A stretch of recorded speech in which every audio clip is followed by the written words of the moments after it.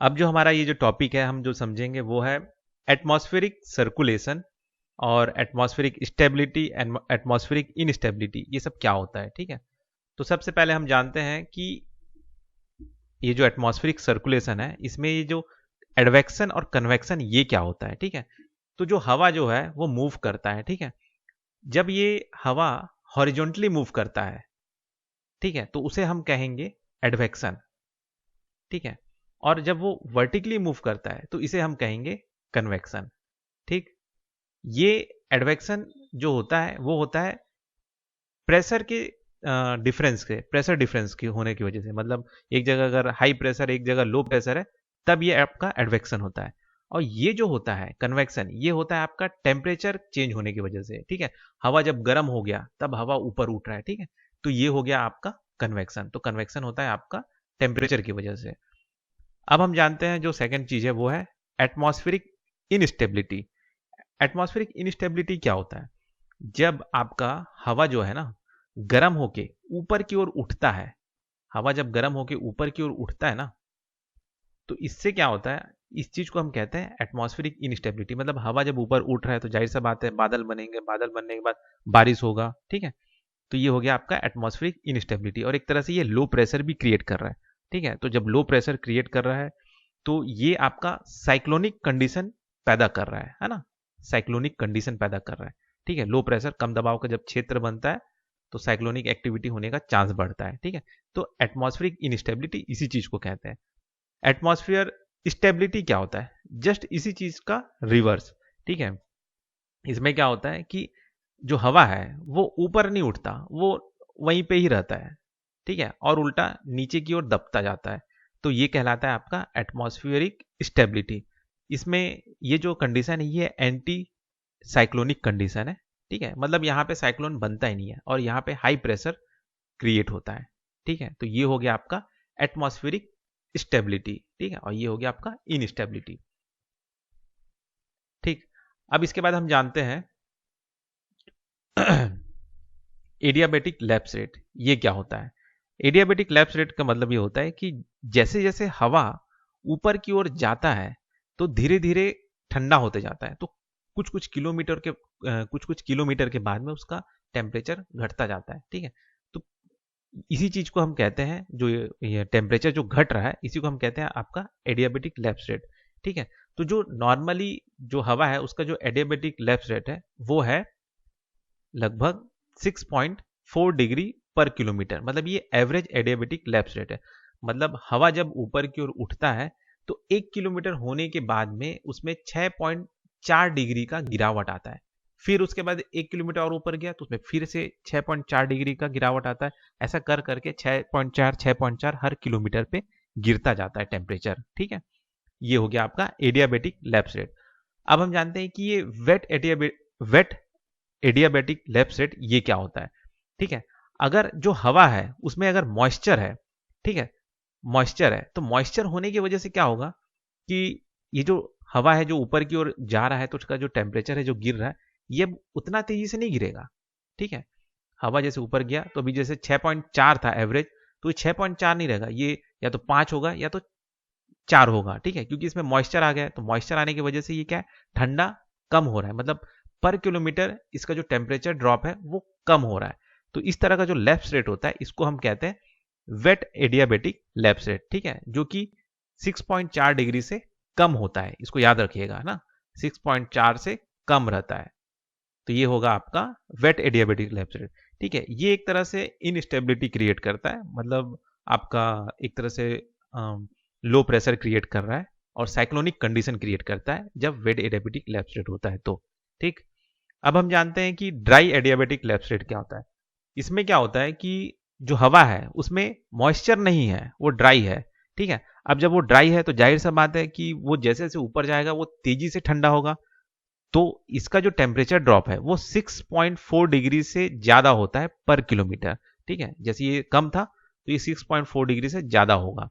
जैसे जैसे पर किलोमीटर ये ऊपर जाएगा तो शायद ये 60 डिग्री 8 डिग्री टेम्परेचर इसका गिरे पर किलोमीटर। ठीक है, तो इस तरह का जो लैप्स रेट होता है, एडियाबेटिक लैप्स रेट होता है, उसे हम ड्राई एडियाबेटिक लैप्स रेट करते हैं। और ये जो कंडीशन क्रिएट करता है वो स्टेबिलिटी कंडीशन क्रिएट करता है, स्टेबल कंडीशन। स्टेबल कंडीशन मतलब हाई प्रेशर क्रिएट करता है, एंटी साइक्लोनिक कंडीशन है वो क्रिएट करता है। मतलब यहाँ पे आपका ना ही बारिश गिरेगा, ना तूफान आएगा, ना साइक्लोनिक कंडीशन क्रिएट होगा, कुछ नहीं होगा। ठीक है, तो ये हो गया आपका ड्राई एडियाबैटिक लैप्स रेट। ठीक, अब हम जानते हैं कि क्या कंडीशन है स्टेबिलिटी का और इनस्टेबिलिटी का। ठीक है, तो इसमें ना ये जो ये तीन चीजें इसको याद रखिएगा। ठीक है, ये स्टेबिलिटी का जो कंडीशन है या इनस्टेबिलिटी का जो कंडीशन है, ये स्टेबिलिटी हो गया, और इनस्टेबिलिटी भी लिखना था मुझे। ठीक है, उसका क्या क्या कंडीशनल है। ठीक है, तो सबसे पहला जो कंडीशनल स्टेबिलिटी है वो क्या होता है उसको जानते हैं। ठीक है, तो जो कंडीशन स्टेबिलिटी है ये यहां तक है ना, 1 2 3। ठीक है, तो स्टेबिलिटी और इनस्टेबिलिटी का क्या क्या कंडीशन है। तो पहला होता है आपका कंडीशनल स्टेबिलिटी। ठीक है, मतलब स्टेबिलिटी के लिए ये कंडीशन होना जरूरी है। ठीक है, तो वो क्या चीज है, वो ये है कि जो आपका वेट एडियाबेटिक लैप्स रेट है उससे ज्यादा आपका नॉर्मल एडियाबेटिक लैप्स रेट रहेगा। मतलब एवरेज एडियाबेटिक लैप्स रेट जो कि मैंने ये बताया था नॉर्मल, ये एवरेज एडियाबेटिक लैप्स रेट है वो रहेगा।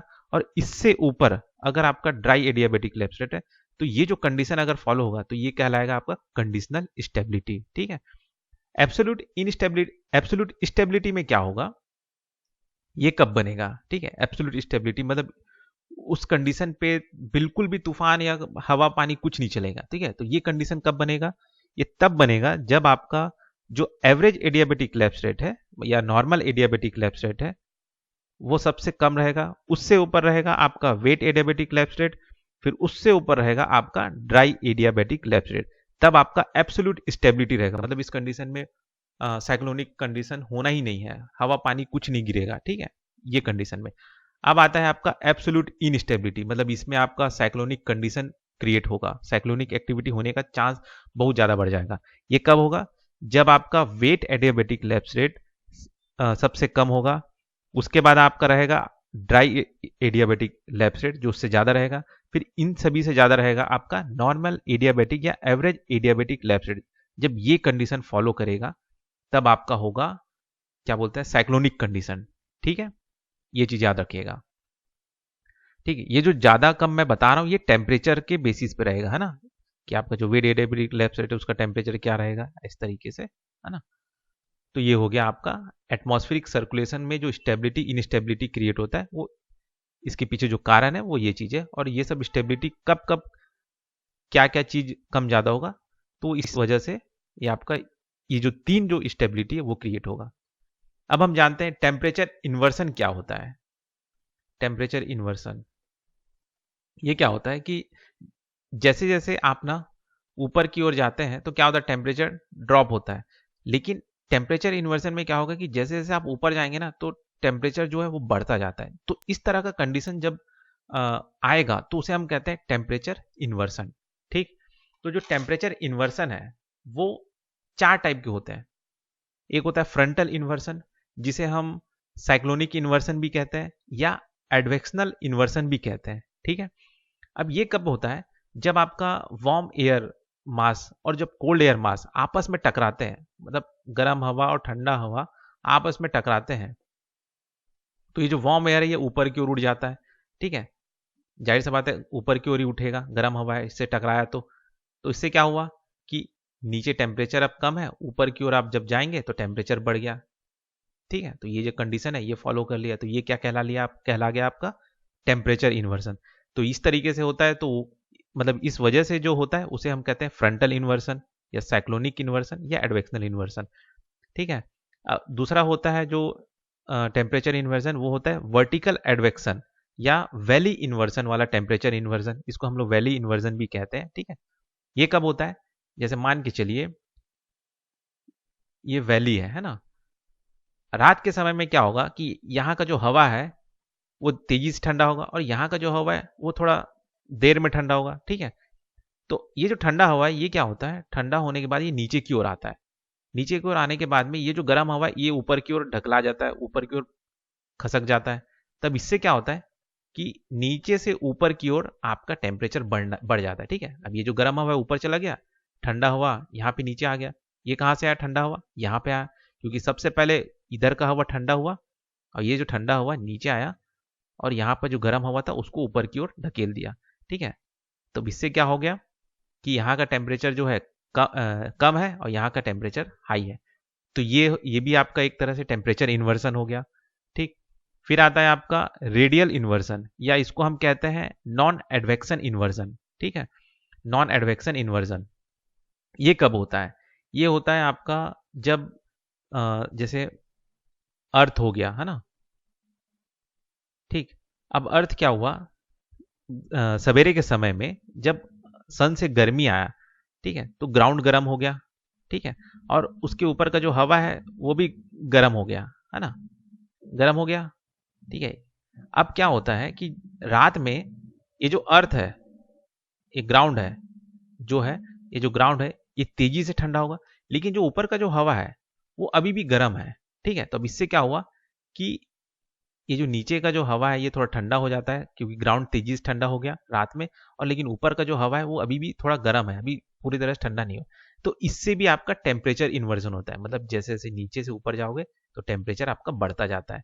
तो इस तरह से टेम्परेचर इन्वर्जन होता है, उसे हम कहते हैं रेडिएशन इन्वर्जन। ठीक है, फिर उसके बाद आता है आपका सब्सिडेंस इन्वर्जन। ये कब होता है? ये इन्वर्जन होता है जब ऊपर का जो गर्म हवा है वो नीचे की ओर आता है। ठीक है, ठीक है, ये ऊपर का हवा नीचे की ओर कब आता है इसको मैं आपको यहाँ पे बता देता हूँ। ठीक है, जैसे ये ग्राउंड है, यहाँ पे आपका मान के चलिए कि हाई प्रेशर क्रिएट हुआ, इधर गया, फिर ये ऊपर उठ गया, यहाँ पे लो प्रेशर क्रिएट हो गया, है ना। वैसे इधर से भी कहीं से हाई प्रेशर वाला हवा गया, यहाँ पे आया, फिर ऊपर उठ गया लो प्रेशर। ठीक है, तो यहाँ पे लो प्रेशर क्रिएट हो गया। ठीक, तो ये क्या हो गया, आपका साइक्लोनिक कंडीशन क्रिएट कर दिया, है ना। तो यहाँ पे मैंने क्या बताया था कि, है ना, तो ये क्रिएट हो गया। वैसे जस्ट इसका रिवर्स जो होता है वो होगा कि जैसे मान के चलिए यहाँ पे लो प्रेशर हो रहा है, यहाँ पे गया, एक मिनट, ये ऊपर की ओर एरो करते हैं, ये लो प्रेशर हुआ। ठीक है, यहाँ से हवा नीचे आया, ये इधर मूव किया और ये इधर मूव किया, तो यहाँ पे हाई प्रेशर हो गया। सेम वैसे यहाँ पे भी ऐसी होगा। ठीक है, तो ये जो क्रिएट हो रहा है ये है आपका एंटी साइक्लोनिक कंडीशन। ठीक है, यहाँ पे आपका साइक्लोन एक्टिविटी नहीं होगा, यहाँ पे साइक्लोन एक्टिविटी होगा। ठीक है, ये चांस रहेगा। ठीक है, तो जो इस तरह का कंडीशन होता है कि ये जो हाई प्रेशर यहाँ पे क्रिएट हो रहा है, तो ये जो ऊपर का जो हवा है, अपर लेयर का जो एयर है, वो जब नीचे की ओर आता है ठंडा होके, ठीक है, जाहिर सा बात है हवा नीचे कब आया, जब वो ठंडा हो गया था ना। तो ठंडा होके जैसे ही नीचे आया तो क्या हुआ कि नीचे अब ठंडा हवा हो गया और ऊपर जो है अभी भी गर्म है। तो अब आप नीचे से ऊपर की ओर आप जाएंगे ना, तो सेम वैसी टेम्परेचर इन्वर्जन होगा, मतलब नीचे से ऊपर गया आपका टेम्परेचर बढ़ा। ठीक है, तो ये आपका जहाँ पे हाई प्रेशर रीजन है वहां पे ये आपका होता है, जिसे हम कहते हैं सब्सिडेंस इन्वर्जन। ठीक है, मतलब जहाँ पे आपका हाई प्रेशर रीजन है, जहाँ पे मतलब हवा ऊपर से नीचे की ओर आ रहा है, तो जो गर्म हवा है वो ठंडा होकर नीचे आया, तो नीचे क्या है, ठंडा हवा है और ऊपर अभी भी गर्म हवा है। तो जब आप नीचे से ऊपर की ओर जाएंगे तो टेम्परेचर बढ़ने लगेगा, तो ये क्या कहलाएगा, आपका टेम्परेचर इन्वर्जन। तो इस तरह का इन्वर्जन हम क्या कहलाता है, सब्सिडेंस इन्वर्जन। ठीक है, ये हो गया। अब हम जानते हैं कि ये फॉग फ्रॉस्ट ये क्या होता है। ठीक है, फॉग क्या होता है कि जैसे मान के चलिए कि जो गर्म हवा है, ठीक है, ये अर्थ का जैसे सरफेस है, तो जैसे मान के चलिए कि जब गर्म हवा ठंडा होता है, ठीक है, तो ठंडा होने के बाद में क्या होता है कि ये क्या होता है, एक स्मोक सा या धुंध सा बन जाता है। ठीक है, फॉग, ठीक है, एक तरह से वाटर ड्रॉपलेट्स होते हैं एकदम बारीक से, उसे हम क्या कहते हैं, फॉग कहते हैं। फ्रॉस्ट क्या होता है कि, ठीक है, तो ये हो गया फॉग, ये हो गया आपका फॉग। फ्रॉस्ट क्या होता है,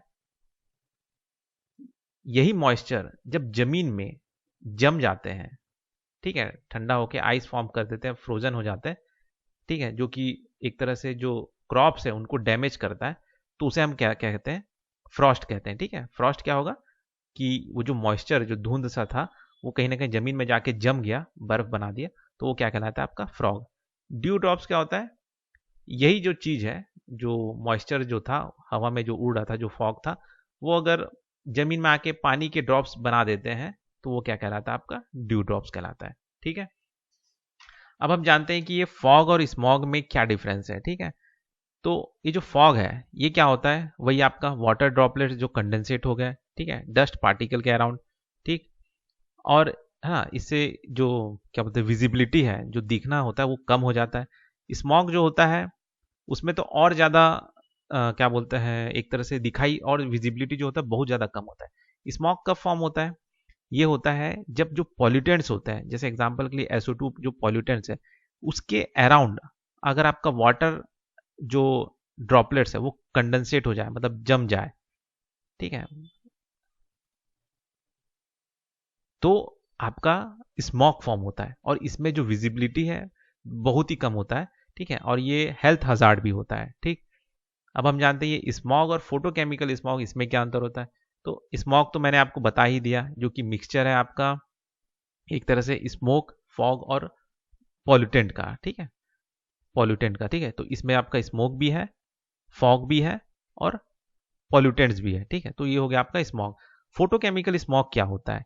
ये ये क्या होता है कि ये ना, ये जो फोटोकेमिकल स्मॉग जो है ये कब बनता है? ये आपका बनता है जब आपका सनलाइट हो। ठीक है, ठीक है, ये सनलाइट के प्रेजेंस में आपका फोटोकेमिकल स्मॉग बनता है।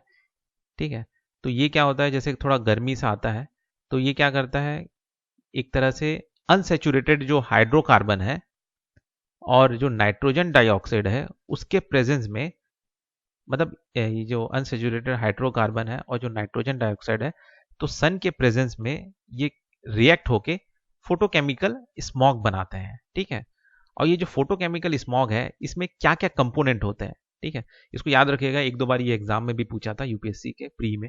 ठीक है, तो जो फोटोकेमिकल जो स्मॉग होता है उसमें क्या क्या कंपोनेंट होता है? उसमें होता है आपका ओजोन होता है, नाइट्रिक ऑक्साइड होता है, एक्रोलिन होता है, फॉर्मल्डिहाइड होता है और पेरोक्सी एसिटल नाइट्रेट भी होता है। ठीक है, इसमें ये 5 कंपोनेंट मिलके बनते हैं। ठीक है, और ये फोटोकेमिकल स्मॉग बनता कब है? सन के प्रेजेंस में, जब अनसेचुरेटेड हाइड्रोकार्बन और जो नाइट्रोजन डाइऑक्साइड है वो जब मिक्स होके रिएक्ट होते हैं तब आपका फोटोकेमिकल स्मॉग बनता है। ठीक है, तो ये हो गया आपका एटमॉस्फेरिक सर्कुलेशन और एटमॉस्फेरिक इनस्टेबिलिटी और स्टेबिलिटी वाला टॉपिक। ठीक है,